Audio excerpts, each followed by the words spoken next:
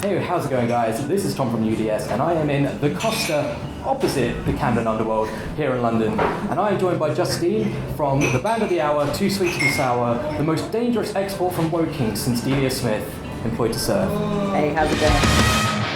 Can't believe what she say! Say wake after wake! No one loves you for your opinion! I am so fucking bored! Banging my head against the wall! Just tell me the scissors! I'm caught off my ears! Can't you hear yourself? Maybe you did the same! How you doing? Yeah, good, thank you. Good, good. Just trying to not get sick. Well, that is the trend of spring 2020, isn't it? It's just... It's really caught on fast, hasn't it? It's fashion. That's it. It's the lamest zombie outbreak ever. Is that you just if there was the undead, then at least there'd be a bit of spice. But it's just It's not like 28 days later, right? When the zombies or the ill like get really fast, they just get out of breath. So that's it. It's slightly asthmatic zombies. Well, we all are, aren't we? But anyway, for the unfortunate few who don't know who you are, would you mind introducing yourself and the band? sure. Do you want to look into the camera or? No. This is pretend it's not there. So I'm Justine from Employed to Serve. We're a metal band from Woking. We've been going since like 2013. I also am the label manager of Holy Rule Records. Cool. And yeah, we're all friends here. Just to get to know each other a little bit better. If you could be a type of sandwich, what kind of sandwich would you be? Oh, the meatless meatball marinara from Subway. I actually just tried it today and it's really good. It's a game changer, isn't it? Yeah, like before turning to the veg side, I literally had, it's my favourite takeaway food, so I'm really stoked to have that back. Yeah, I've tried it with and without the cheese. I gotta say, I don't think the vegan cheese is quite there yet. I think they're getting much better, but the meat with the sauce you can't tell the difference. Oh yeah, I totally watched them like a hawk, getting it. So it literally looks the same. I know, it's the same texture. I wouldn't know, but it's so good, so good. Not quite as impressed with the KFC vegan burger. That's kind of a bit, I don't know, it's a bit dry, but the meatball marinara is the one. It's the one. Good. I mean, it's not a first date food though. It's very messy. Yeah, that's it. You can't be wearing a white shirt now, otherwise that's the danger zone. But anyway, you are here in London in the thick of your headline tour with Palm Reader and Cruelty. How have you found the tour so far? Oh, it's been really cool. It's totally exceeded expectations. I think it's only our second ever proper headline tour. Since Eternal Forward Motion's been out, we've only done 2 headline shows. So it's just really nice to have a proper run of it. And we've got our friends from Palm Reader, we've known them since we were kids. Oh, really? I went to school with the bassist, and Sam went to school with the singer.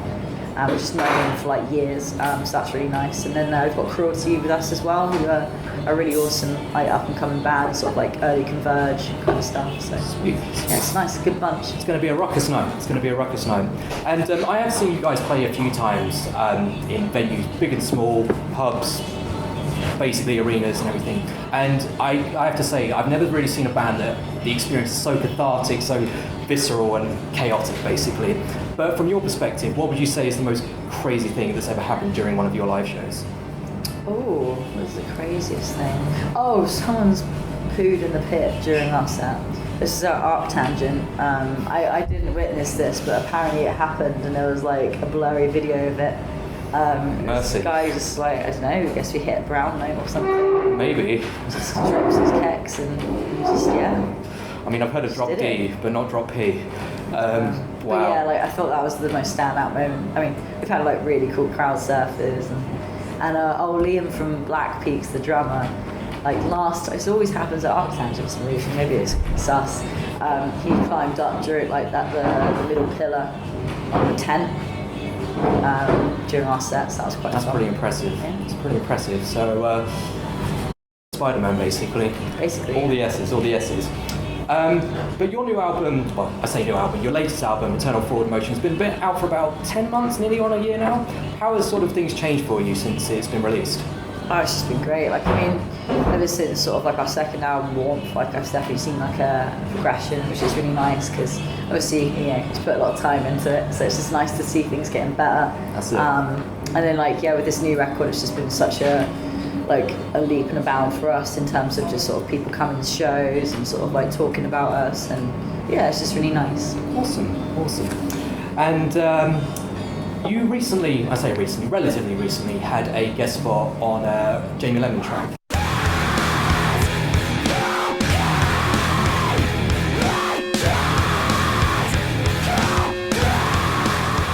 And for me personally, if I can get a bit of self-indulgent, it's a match made in heaven because Jamie Lemon is one of my heroes, Floyd Sever, one of my favourite bands. How did that collaboration come about?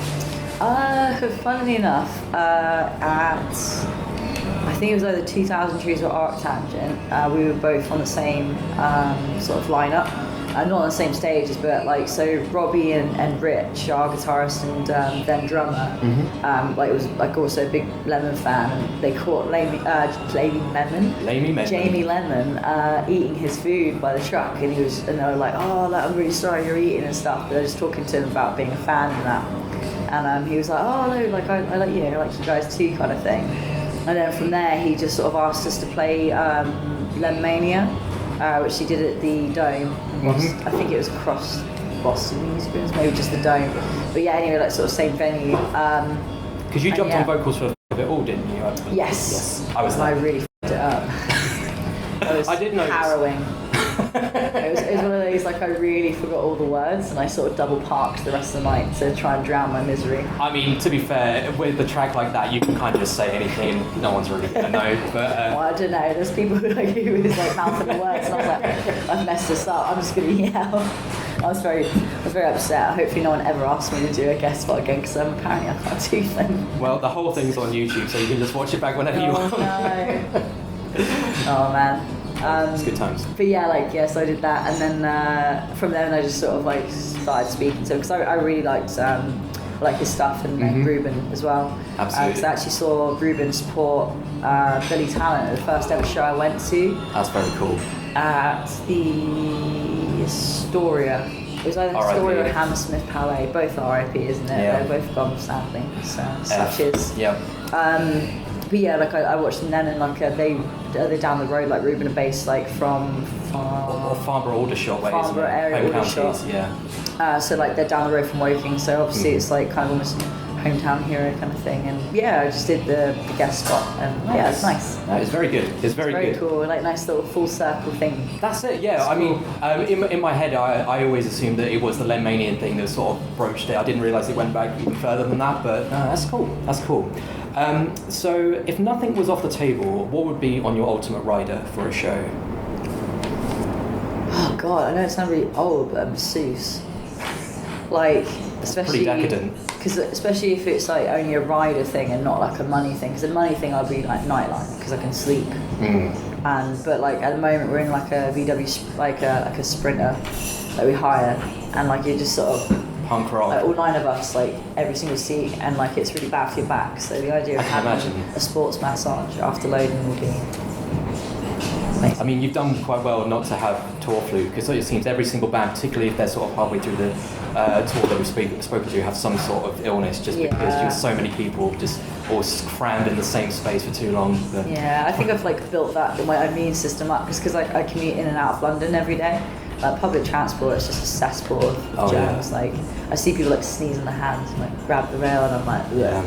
That's why in these trying times, the bum bag is out with the hand sanitizer fully locked in. It's sold out everywhere at the moment, isn't it? Yeah, that's it. It's spit on your hands and try and like. Did you hear there was apparently some secondary school kid that was selling squirts of hand sanitizer, and apparently he made £9 before he got in trouble for it. And when he was interviewed and said, "What are you going to spend the money on?" He said, "Probably a kebab." That's my hero. See, he's going to be like the next, I don't know, like Amazon owner, like a smart kid. It's business. He saw the demand and he met it. He's got moxie. That entrepreneurial spirit is taking Schools part. should be encouraging it. That's it, absolutely.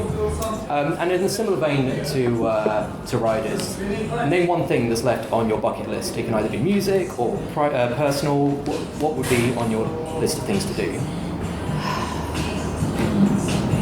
I guess just support either Slipknot or Deftones, because those two are like the sort of peak of like my favourite. Like, I just love those bands so much, so I think one of those really. There's rare bands that have been going for multiple decades now, but just haven't lost their edge. Yeah. Like they've just constantly either reinvented themselves or evolved their sound, so they sound as vital and visceral as ever. So yeah, that is a cool one. I'd love to talk to those guys one day as well. Especially Corey Taylor. He seems like such a funny guy. I just want to hear their tour stories as well. That's it. Because you know, obviously, like when you read interviews and stuff like that, it's very rose tinted and like vetted to what they want you to hear, rather than, oh yeah, this crazy thing happened. That's it. And it's crazy when you meet these people that like you've idolised for the longest time, and they are just human. They are just like super down to earth, and it is really nice just to sort of see their perspective on things. Okay, so as we sort of get to near the end of this, I want to try something that I don't think has ever been done before. It's quite a new, out there idea. It's called Desert Island Discs. I don't know, if it's a thing that anyone else has tried, but I'm hoping it'll go far. But anyway, so you're trapped on a desert island. You can have one album, one film, and one luxury item. Right. What would they be? One album would be... Ooh. Very unprepared. It's so hard. It's so hard. Probably, despite it not being my favourite Deftones album, Around the Fur, just because I feel like there's a good dynamic on it. My favourite one is Saturday Night Wrist, but it doesn't have the sort of heaviness if I'm feeling energetic or want to go run on the island. So I go for that. Ricketts for if you want to go for the run. Ricketts. Be quiet and dry if I'm feeling a bit nostalgic. Yeah. A bit sad. Film, yes. What is my favourite film?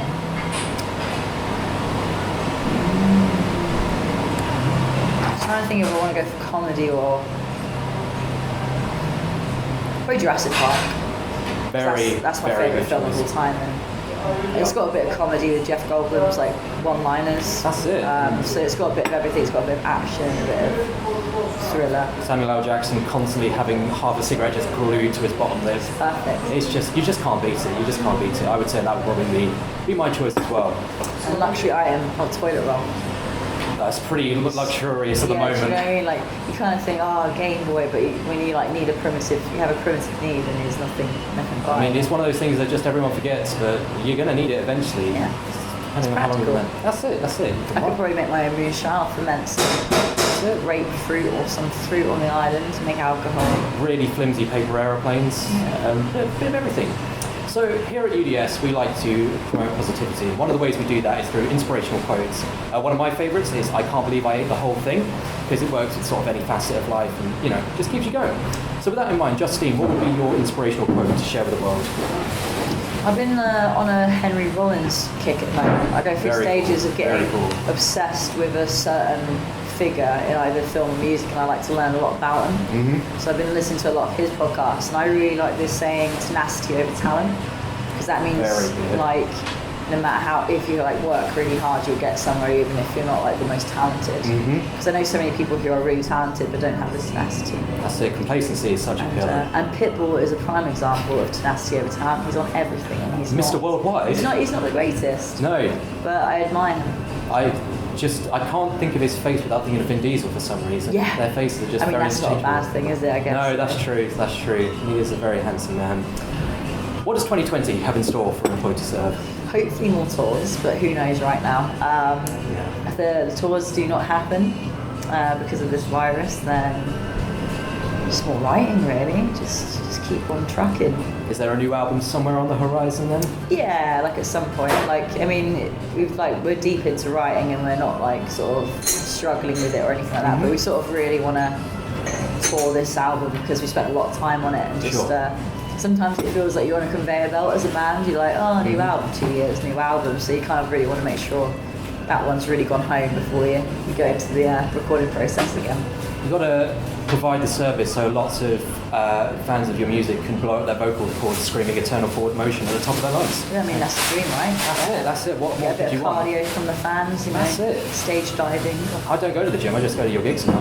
But the last question we always end every interview with is, we are UDS, which stands for Upside Down Shark. Don't ask me why, that's just what we call ourselves. With that in mind, Justine, Employed to Serve, what is your favourite shark? Can be fictional, can be real. Okay, I'm gonna, because you said fictional or new, I'm gonna do two. So my favourite fictional one is the Megalodon. There was real ones. Oh, well, I guess, But yeah, the Meg, you can use the one from the Meg. Now extinct. Yes. Or like mecha shark. I even mecha sharks. That's pretty cool. And I like the nursing sharks. Okay. So I like them. They've got a nice face. They don't look that mean. Very handsome shark.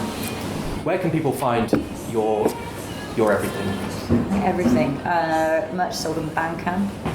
Music in all major retailers like HMV. You can listen to us on Spotify, Apple Music. Everywhere really. You can't really escape us. Blockbuster. Hopefully. Yeah. Cool. Blockbuster. There we go. Justine, thank you very much. Awesome. Thank you very much for having me.